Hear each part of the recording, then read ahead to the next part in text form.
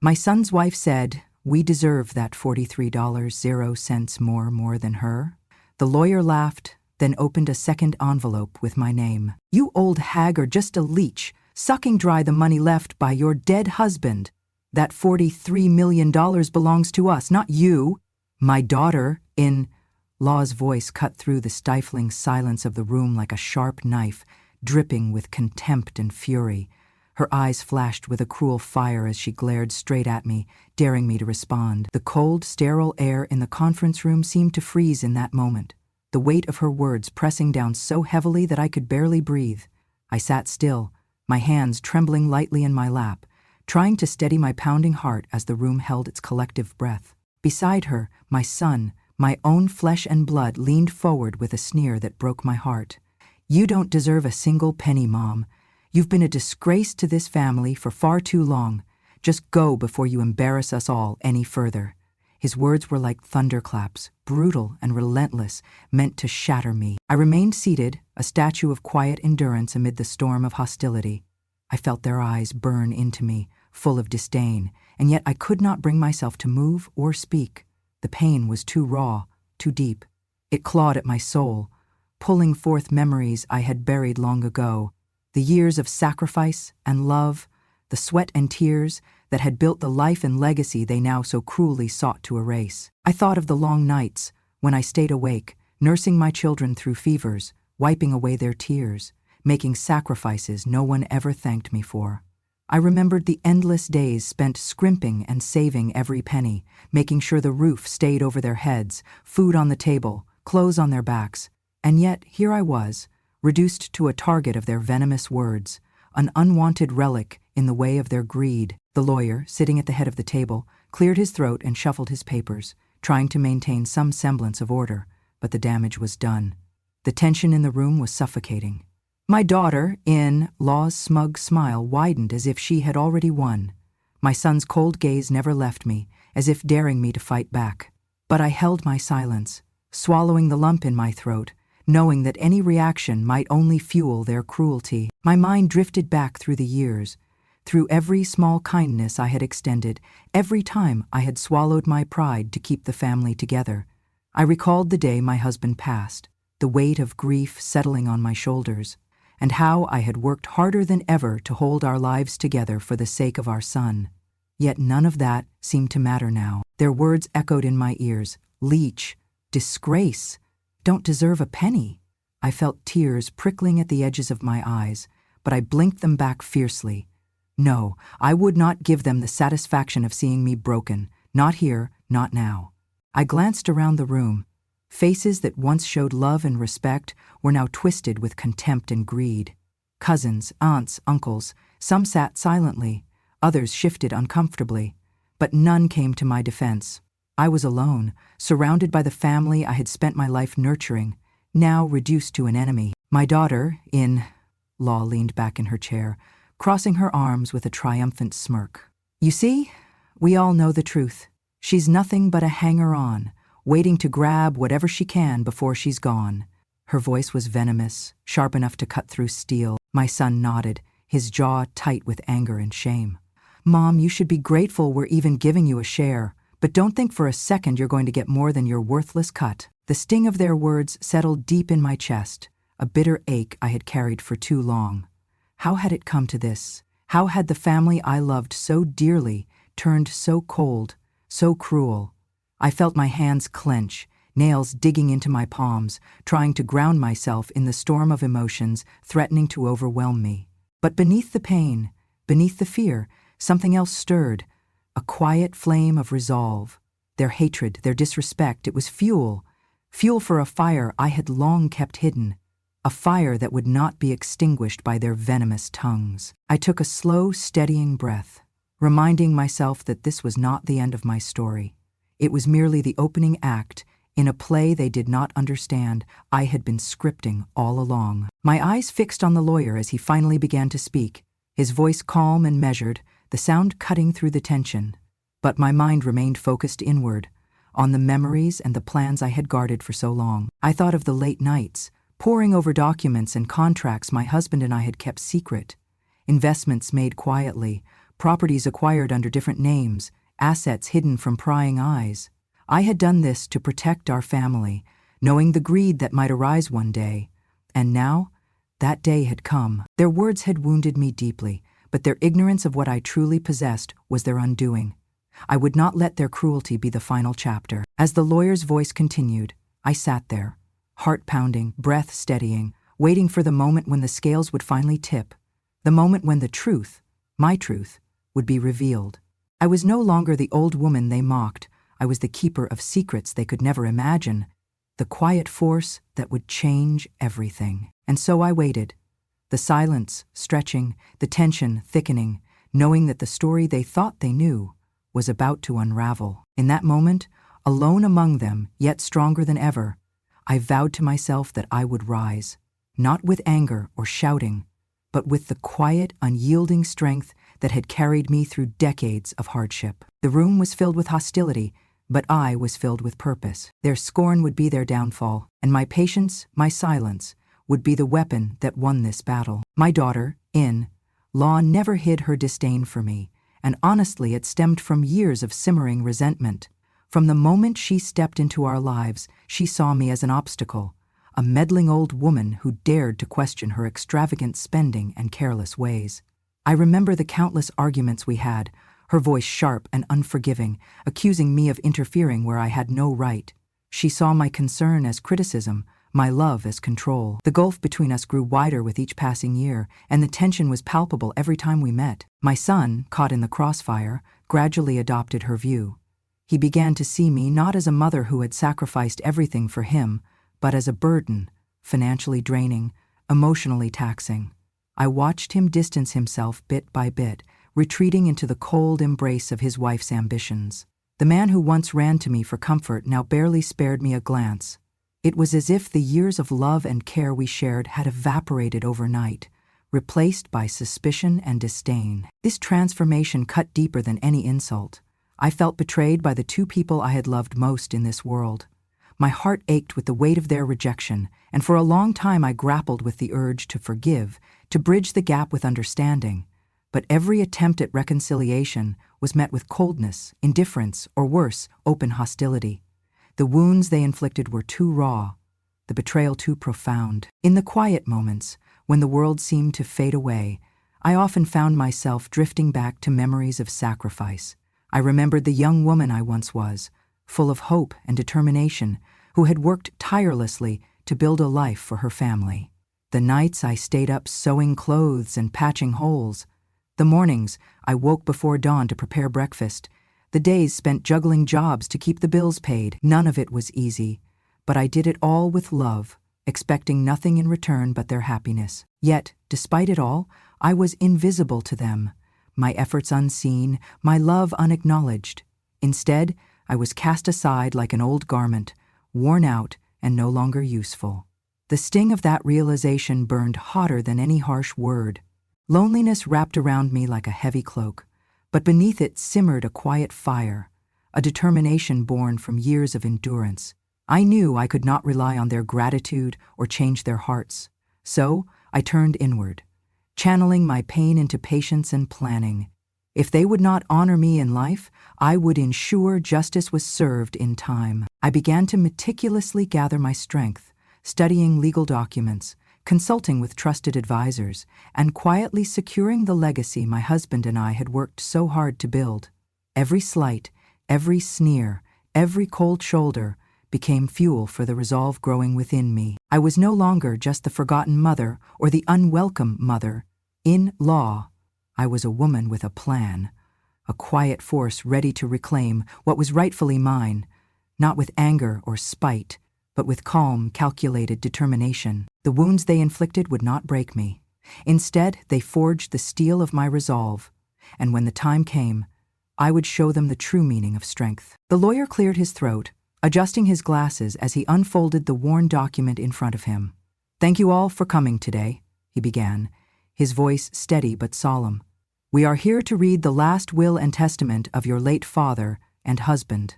The room grew still, every pair of eyes fixated on him, the tension almost palpable. "According to the will, the estate shall be divided as follows: 40% to the son, 40% to the daughter-in-law and 20% to the widow. His words hung heavy in the air, signaling what many believed to be the final word on the matter. A murmur of relief and satisfaction rippled through some of the family members, especially from my daughter-in-law. She smirked, folding her arms triumphantly, as if the fight was already won. The son nodded, flashing a smug smile that barely masked his eagerness to put this chapter behind him. To them, the distribution was fair, more than enough to secure their futures, and just enough to keep me at bay. But the atmosphere quickly deteriorated as the reality sank in. Voices rose, accusations flew, and the room became a battlefield of bitterness and greed. My daughter-in-law was the first to break the fragile peace. 20%, she scoffed loudly, her eyes narrowing as they locked onto me. She's nothing but a parasite, a bloodsucker who's been draining this family dry for years. Her words pierced through me, cold and cruel. She leaned forward, her voice dripping with venom. Honestly, I don't know why anyone even bothers with her. She's an old woman living off what my father-in-law left behind, and she deserves nothing more than that. She glanced at my son for support, who only smirked and added fuel to the fire. You heard what I said, he said harshly. Mom, you need to leave. This house isn't yours anymore. If you don't go quietly, I won't hesitate to call the police. The threat was blatant. A final blow aimed at breaking my spirit. The room fell silent for a moment, the weight of their hostility suffocating. I sat for a heartbeat, then slowly rose to my feet. The trembling in my hands steadied, my voice cutting through the chaos like a sharpened blade. You think this is the end? You think that's all there is to the estate? I said coldly, eyes sweeping across the stunned faces. There is a secret, one that none of you have yet seen. The lawyer's eyebrows raised slightly, intrigued but cautious.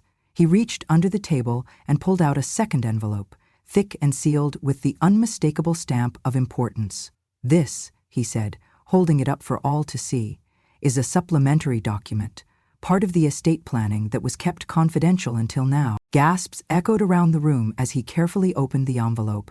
Inside were papers that revealed a hidden ownership, an entire chain of hotels and prime real estate, valued at $43 million, all held under my name, completely separate from the main estate. The shock was instantaneous. Faces paled, eyes widened, and murmurs turned into stunned silence. My daughter-in-law's smug expression vanished, replaced by disbelief and panic. My son's confident smirk faltered, his gaze darting nervously between me and the documents in the lawyer's hands. The power dynamic shifted dramatically in an instant. I was no longer the powerless old woman they had mocked. For the first time in the room, I felt the scales tip in my favor. I stood firm, heart steady, knowing that the years of quiet preparation had brought me to this very moment. The truth was out, and with it, the promise of justice that had long eluded me. Their world was cracking, and I was ready to watch it fall apart. The room was drenched in stunned silence as the lawyer carefully laid out the documents from the second envelope on the polished table. The papers bore official seals, signatures, and stacks of legal jargon, but one fact was clear and undeniable: a vast chain of hotels and prime real estate properties, all legally registered under my name. This was a separate entity entirely from the estate we had just heard about, the one my son and daughter-in-law had believed was the whole fortune. The value? $43 million. I could see the shock ripple through the room like a wave. My daughter-in-law's confident posture crumbled almost immediately. Her eyes widened in disbelief, mouth opening and closing as if searching for words that wouldn't come. My son looked as though the ground had shifted beneath his feet, his face drained of color, and his earlier bravado evaporated into uncertainty. I don't understand, my daughter-in-law stammered, trying desperately to regain control of the situation. How is this possible? Why weren't we told about this before? The lawyer cleared his throat. This property portfolio and associated businesses were set up nearly 25 years ago by the late Mr. Thompson and Mrs. Thompson, he said, nodding toward me respectfully. It was their intention to keep these assets separate from the family estate, precisely to protect them from internal disputes or claims that might arise. I took a slow breath, steadying my voice as I spoke. My husband and I anticipated that there could come a time when greed and misunderstanding might fracture the family. so we quietly formed an investment company to safeguard these assets. It was never about secrecy to hurt anyone. It was about protection. The room remained still, save for the restless shifting of my son and daughter, in law. Their faces betrayed their growing desperation and disbelief. The lawyer continued. Mr. Thompson entrusted me with this secret before his passing. I was instructed to keep it confidential until a proper time, until it was clear that disclosing this information was necessary to fulfill their wishes and protect Mrs. Thompson's rights. My son's voice cracked as he struggled to mask his panic. So you're telling us, all this time, Mom was hiding this fortune from us? Why? How could she keep something so important secret? My daughter-in-law scoffed, shaking her head. She must have been playing us all along. I met their accusations with calm resolve. I was protecting what was ours. The years I spent silent were not years of hiding, but years of safeguarding a legacy built with hard work, sacrifice, and love. You saw only what you wanted, the easy targets, the aging woman to dismiss and ignore, but beneath that surface, there was a plan. Their eyes darted between me and the documents, disbelief turning to frustration. The room's tension escalated as the realization dawned on them they had been blindsided, their assumptions shattered. You think this changes anything? My son spat bitterly, his voice tinged with fear and anger. You think just because you have money hidden away you can just throw your weight around? But his words fell flat in the thick air. The balance of power had shifted, and for once, I held the upper hand. The family who had once looked down on me now had to reckon with a truth they never expected. Their confusion and helplessness filled the room, but inside me bloomed a quiet triumph. The years of silent endurance and patience had brought me here, to the moment when my hidden strength would be revealed. No longer would I be dismissed, no longer overlooked. The woman they scorned was the one standing tallest now, a keeper of secrets that no one could take away. And as their faces betrayed the growing panic of their loss, I knew this was only the beginning. The room was still reeling from the revelation of the hidden real estate fortune when the lawyer reached under the table once more. This time, his hands emerged holding a smaller, more discreet envelope, one that seemed almost insignificant compared to the thick bundle of papers already laid out. Yet, the weight of what it contained was far greater than its size suggested. He held it carefully, as if it were fragile and precious, then slowly broke the seal. There is one more document that was kept confidential at the express request of Mrs. Thompson's late husband, he announced, his voice measured, but carrying a sense of gravity that drew every eye to him. From inside the envelope, he pulled out a series of patent documents and contracts, their crisp pages adorned with legal stamps and signatures. These papers detail the ownership of a proprietary invention co-created by Mr. and Mrs. Thompson, the lawyer explained. This invention was developed over many years of research and experimentation, and the rights were sold to a major corporation for $43 million. The room fell into stunned silence. My daughter-in-law's lips parted, her earlier confidence now completely shattered.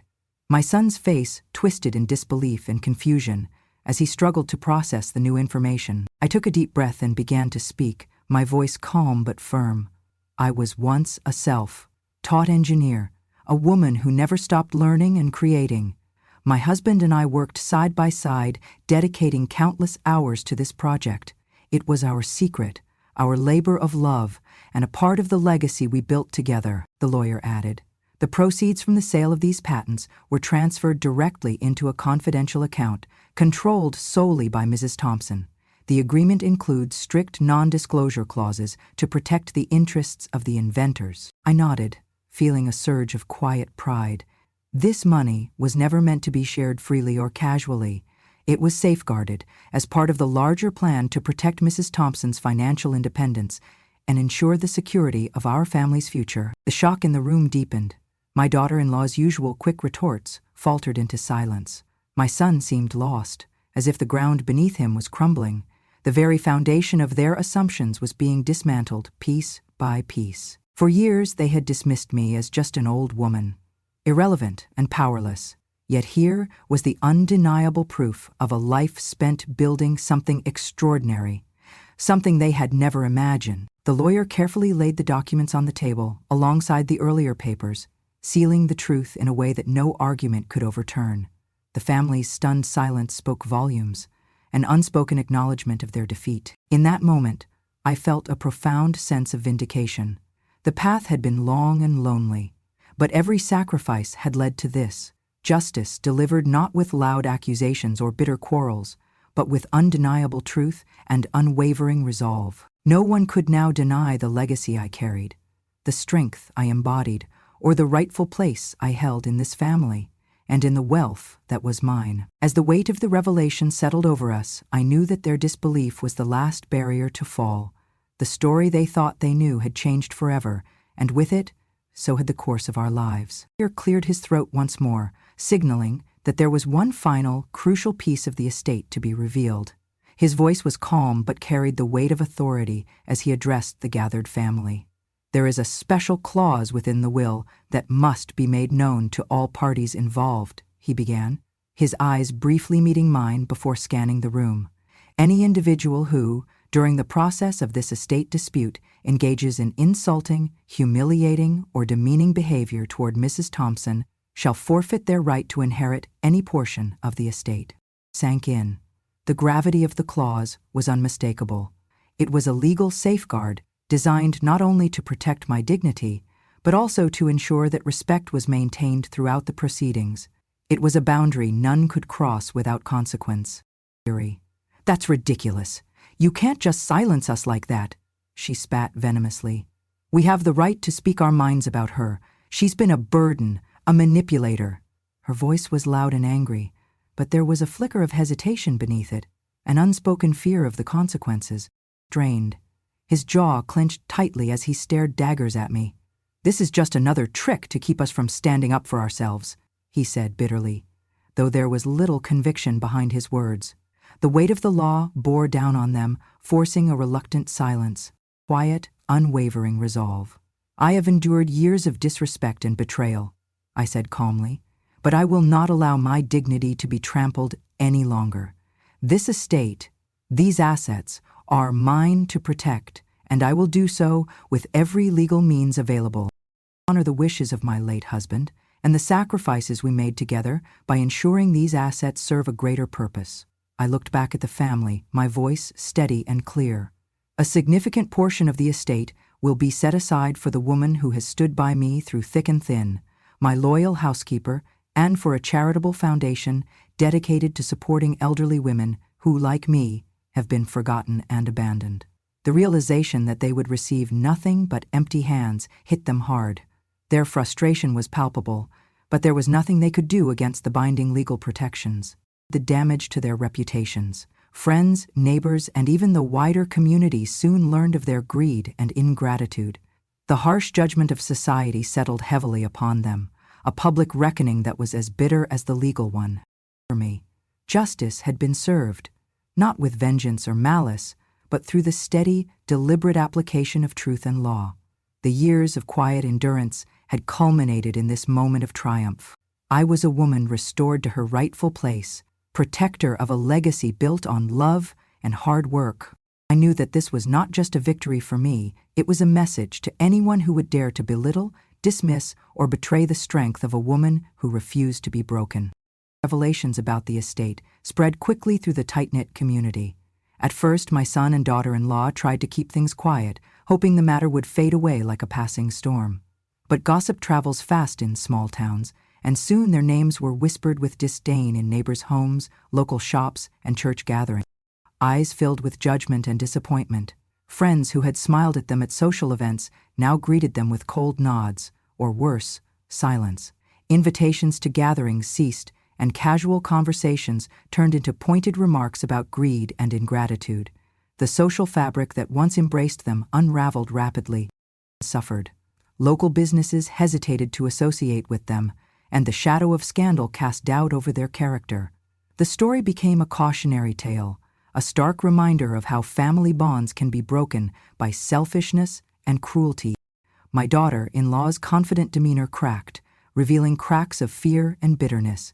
She found herself isolated, her social circle shrinking as judgment closed in. The sting of public condemnation gnawed at her pride, and her frustration often turned to angry outbursts aimed at anyone within reach. She became withdrawn, haunted by the realization that his own actions had severed the ties that once bound him to his family and community. At times he was overcome with guilt, reflecting on how he had turned against his mother. Yet, that guilt was often clouded by bitterness. Bitterness at the loss of control. Bitterness at being powerless against the consequences he had brought upon himself. From the fallout, neighbors questioning previous dealings, family friends who had been caught in the middle seeking clarity. The fractures extended beyond just our family, touching others in ways unforeseen. A silent observer, watching the storm unfold. My heart was calm, my spirit lightened by the knowledge that justice had been served. I had weathered their cruelty and emerged whole, my dignity intact and my legacy secure. Quiet satisfaction that truth and fairness had prevailed, where once there was only deception and disdain. From the outside looking in, I saw the consequences of their choices clearly, and with that clarity came a sense of peace, free, and in that freedom I found my strength renewed. Forward, not with bitterness or revenge, but with grace and purpose, ready to embrace whatever the future held. Pride in my eyes. The burden that had weighed on me for so many years, the weight of being dismissed, scorned, and pushed aside, was finally lifted. Justice had been served, not with loud declarations or anger, but with the steady, unyielding truth.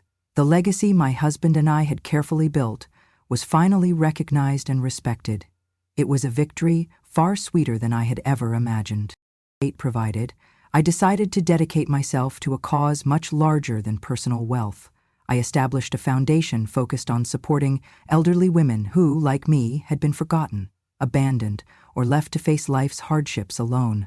Women who had been cast aside by their families, ignored by society, and left to battle loneliness and despair in silence.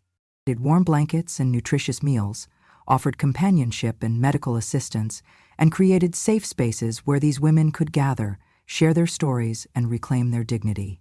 Each gift given, each hand held, was a tribute to resilience, the same resilience that had carried me through my darkest hours. This I had felt for so long. It brought me joy and peace in a way that money alone never could. I discovered that true wealth lies in kindness and connection, in the power to uplift others and create a ripple of change. Life I now live, one free from the chains of betrayal, free from the bitterness that once threatened to consume me. No longer am I bound by the harsh judgments and cruelty of those who once sought to diminish me. I walk with my head held high, carrying the strength of all I have endured, practically and with purpose. I have reclaimed my voice, my dignity, and my peace. The freedom to be myself without fear or apology is a treasure beyond measure. I want to say this: never let anyone make you believe you are less than you are. Your life is a tapestry woven with experience, wisdom, and courage. Hold tight to that truth, for it is your greatest strength that define us, but the love we give, the battles we overcome, and the grace with which we carry ourselves. Full of gratitude and hope, knowing that justice, compassion, and resilience will always guide the way forward. New life. Something unexpected came my way. An opportunity that promised not just personal renewal, but the chance to transform the lives of countless other women like me. It began with a letter, elegant and formal, from a nonprofit organization dedicated to empowering senior women who had faced neglect, abandonment, or hardship. They had heard whispers of my story, the quiet battle I had fought and won, and they wanted me to join them as a spokesperson and ambassador. Never been in my plans, especially not now, in what many would consider the twilight of my years. The thought of standing before strangers, sharing the wounds I had so carefully guarded, felt daunting. Yet beneath the fear, there stirred a flicker of something else, a deep longing to turn my pain into purpose, to make sure my journey was not in vain, a world I had never imagined. From the very first event, I was surrounded by women whose faces reflected stories similar to my own, women who had been silenced by age, dismissed by family, and forgotten by society. We shared our struggles and our triumphs, our fears and our hopes. It was a community bound by resilience and a fierce determination to reclaim dignity and respect. At conferences, community centers, and even legislative forums, using my voice to shine a light on the issues affecting elderly women. issues of financial security, healthcare access, social isolation, and legal rights. Each story I told was a thread weaving us closer together, creating a tapestry of shared strength. Betrayal and loss in front of audiences was emotionally taxing. There were days when the memories weighed heavily, threatening to overwhelm me. But every tear shed was met with the warmth of understanding, the solidarity of others who had walked similar paths. Their strength became my shield, their courage fueled my resolve. And healthcare professionals, advocating for policies that would protect and empower older women. Together, we pushed for improved eldercare services, legal reforms to safeguard against exploitation, and programs to combat loneliness and depression. My own experience gave weight to the cause, turning abstract issues into a human story that could not be ignored. Long dormant. The orator, the leader, the mentor. I took young women under my wing, guiding those who had yet to find their voices. I saw the power of shared stories to heal, to inspire action, and to build bridges across generations. I grew as well, bolstered by the awareness and support generated through my advocacy. We expanded our reach, bringing comfort and companionship to more lives, proving that age does not diminish one's capacity to impact the world. Once engulfed me became a distant memory.